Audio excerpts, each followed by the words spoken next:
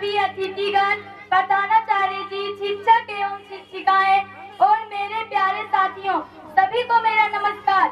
मैं दिव्या कुमारी आप लोगों के बीच बेटी बचाओ बेटी पढ़ाओ के बारे में कुछ शब्द बोलना चाहती हूँ।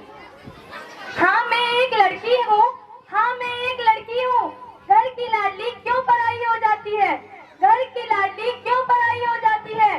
धीरे धीरे सबसे छुपाकर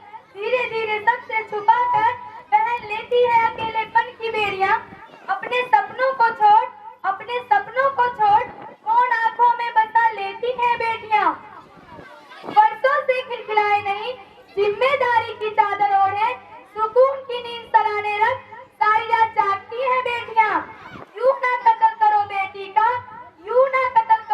का, वरना बहुत पछताओगे।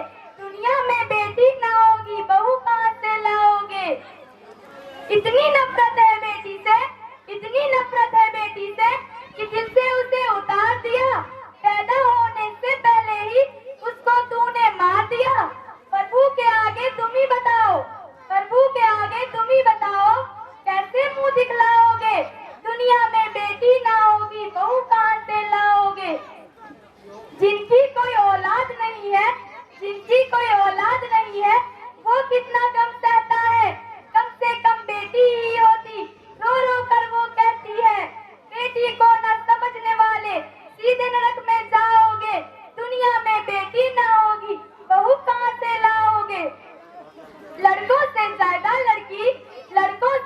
लड़की माँ बाप की सेवा करती है। कितना भी तुम उसको डांटो फिर भी तुम्हीं पे मरती है।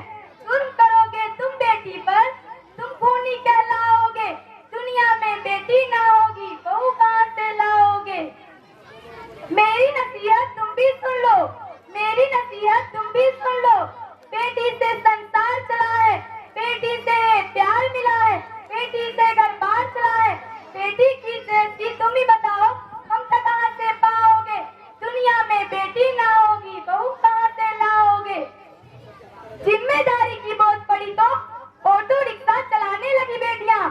साहस के साथ अंतरिक्ष तक जाने लगी बेटियां। और कितना उदाहरण ढूंढ के लाओ। हर क्षेत्र शक्ति आजमाने लगी बेटियां।